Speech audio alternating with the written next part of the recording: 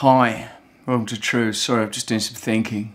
And well, not just any thinking, the fourth best thinking that anyone else is capable of doing. I mean, Naomi Klein, she might be thinking some thoughts better than me, and Yanis Varoufakis, he could be thinking things even better than that. And, well, none of us three can touch old Thomas Piketty when it comes to thinking, but my thoughts are pretty good. Yeah, the truth today is on thinking. Thinking, a thing that's impossible to quantify, judge, or put in a league table, but people have done it. It's the thinking table, and I'm in it. The Daily Mail covers the story as like, how dare you put Russell, Saxgate, Dinkel, Brand in a think list?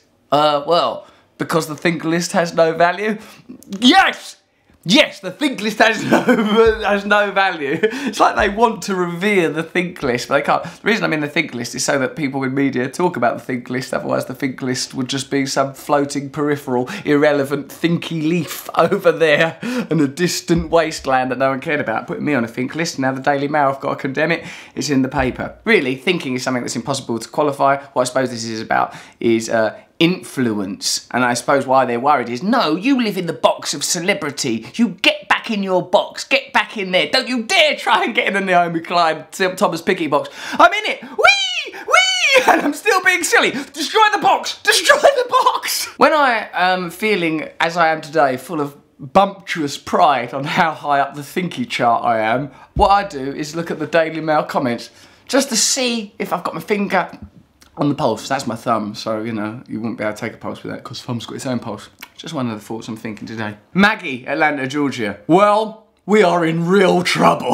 Well, actually, Maggie, we are in real trouble. But not because of this irrelevant list, but because we're living at a seismic time where we're shifting from an old political paradigm to a new one, where our old institutions have died, are bereft of ideas, and people are so desperate that they're taking thinky charts seriously.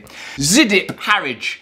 If Brand is thought to be a great thinker, there is no hope for any of us in the coming years. Maybe they spelt it wrong and they meant stinker. There, I'm out. Well, okay, mate, but in your analysis, Thomas Piketty becomes the #1 stinker in the world, followed by Greek Finance Minister Yanis Varoufakis, and Daniel Kahneman, US-Israeli psychologist, is the 8th best stinker in the world. So I don't know. I mean, it could be that. It could be a typo, but I don't know the impact that's going to have on the other members of the list there. Dreamtime in Oz Sydney. He has a very small, troubled mind.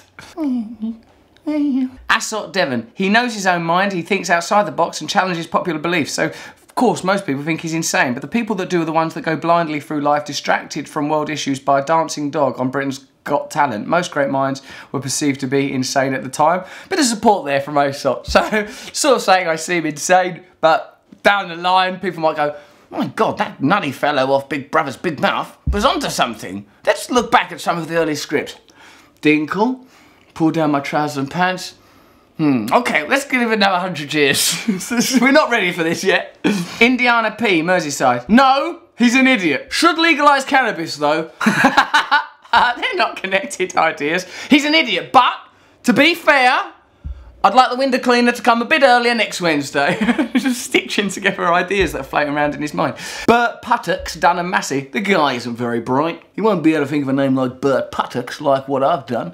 I think he doesn't fully understand the meaning of the words he uses. Also, he believes in God, which has to knock a few more points of his IQ. This has got to be a joke. Actually, I do believe in God. But Bert Puttocks, well, I'd like to take this opportunity to say that the real issue is not about thinky, stinky lists. It's about what do we need to understand at this time? At a time when 1 million people sign a petition for Jeremy Clarkson and people cut themselves because Zayn Malik has left One Direction. What does that indicate about culture? For me, it means we have a culture that doesn't know how to harness our emotions, or it doesn't create space for us to discuss our emotions, doesn't create figures that we can believe in inside the political mainstream, and they only arbitrarily occur in pop culture as a result of how they may be commodified, whether as Top Gear presenters or boy band stars.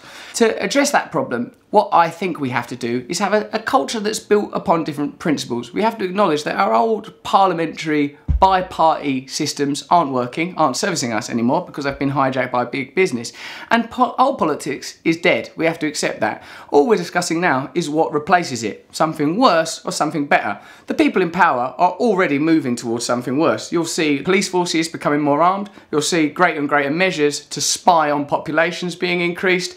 More and more attempts to vilify minorities. Actions that are usually harmonious with increased state authority.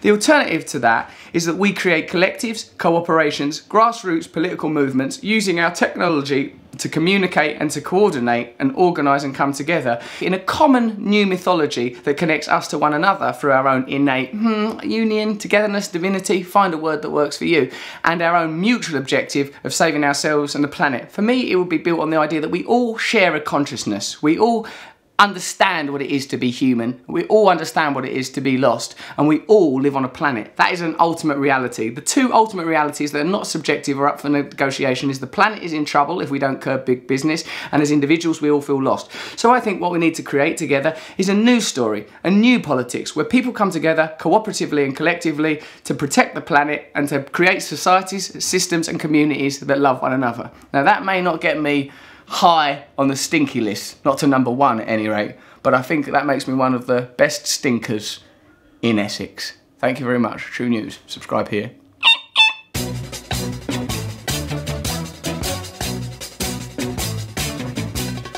Nose is a tool that is abused to fool you and to leave you scared and confused.